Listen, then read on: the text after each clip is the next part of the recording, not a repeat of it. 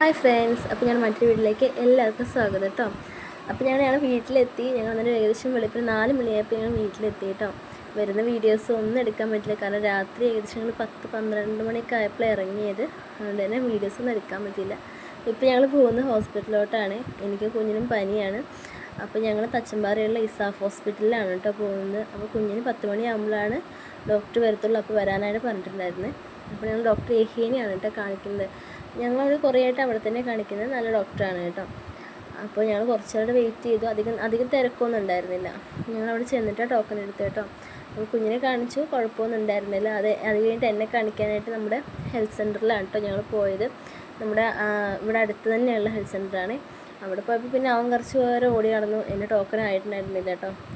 കുഴപ്പമൊന്നുമില്ല, അലർജിയുടെ ഇഷ്യൂസാണ് കേട്ടോ. ഞാൻ പൊടി തട്ടിയിട്ടുണ്ടായിരുന്നു. അപ്പോൾ പൊടി കൊണ്ട് വന്ന തുമ്മലും ജലദോഷമൊക്കെ തന്നെ ഉള്ളൂ കേട്ടോ. വേറെ കുഴപ്പമൊന്നും ഉണ്ടായിരുന്നില്ല. അങ്ങനെ ഞങ്ങൾ കുറച്ച് വീട്ടിൽ വന്നിട്ട് കിടന്നുറങ്ങിയിട്ടോ. കുഞ്ഞ് കുറച്ച് നേരം കിടന്നുറങ്ങിയിട്ട് പിന്നെ വന്നതിൻ്റെ അവസ്ഥയായിട്ട് റൂം മൊത്തം അലങ്കോലമായിരുന്നേ. തുണികളും അതൊക്കെ വലിച്ചു വാരി ഇട്ടേക്കായിരുന്നു, എല്ലാം അടുക്കി പറക്കണം. പിന്നെ ചായ കുടിച്ചു. ചായക്ക് ഞങ്ങൾക്ക് ചക്ക വറുത്തത്, നമ്മുടെ പ്ലാവിൽ തന്നെ ചക്ക അമ്മ ചക്ക വറുത്തതും ചായയും കുടിച്ചു. അത് കഴിഞ്ഞിട്ട് ഇച്ചും മുടി വെട്ടിക്കാൻ വേണ്ടി പോയിട്ടോ. അങ്ങനെ അതൊക്കെ നോക്കി. അപ്പോൾ നോക്കുമ്പോൾ നമ്മുടെ ചാമ്പ മരത്തിൽ നിറച്ച് ചാമ്പങ്ങയൊക്കെ ഉണ്ട്. പക്ഷേ ഇല മൊത്തം ഇങ്ങനെ കൊഴിഞ്ഞു പോയിട്ടുണ്ട് കേട്ടോ. ചൂട് കൊണ്ടാണെന്ന് അറിയത്തില്ല, ഇല മൊത്തം ഇങ്ങനെ വാടി മൊത്തം പോയി. പക്ഷേ ചാമ്പയ്ക്ക് മാത്രം അങ്ങനെയുണ്ട്. പക്ഷേ നമുക്ക് ഫുൾ ചാമ്പയൊന്നും കിട്ടത്തില്ല. കുറേയൊക്കെ വവ്വലും അതൊക്കെ കൊണ്ടുപോകും. നമുക്ക് വീട്ടിൽ കുറേ മരങ്ങളുണ്ട്.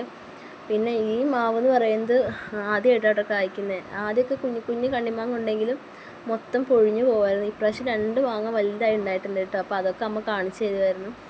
അങ്ങനെ വൈകുന്നേരമൊക്കെ ആയപ്പോൾ ഞങ്ങളോട് പറയാണ്ട് എൻ്റെ അപ്പച്ചനും അമ്മയും കൂടെ കുഞ്ഞിനെ കാണാൻ വേണ്ടി വന്നു കേട്ടോ. അപ്പോൾ അവർ വന്നപ്പോൾ അവരോട് വർത്താനം പറഞ്ഞിരുന്നു. അങ്ങനെ ചായ കുടിച്ച് വർത്താനമൊക്കെ പറഞ്ഞ് ഞങ്ങൾ പിരിഞ്ഞു കേട്ടോ.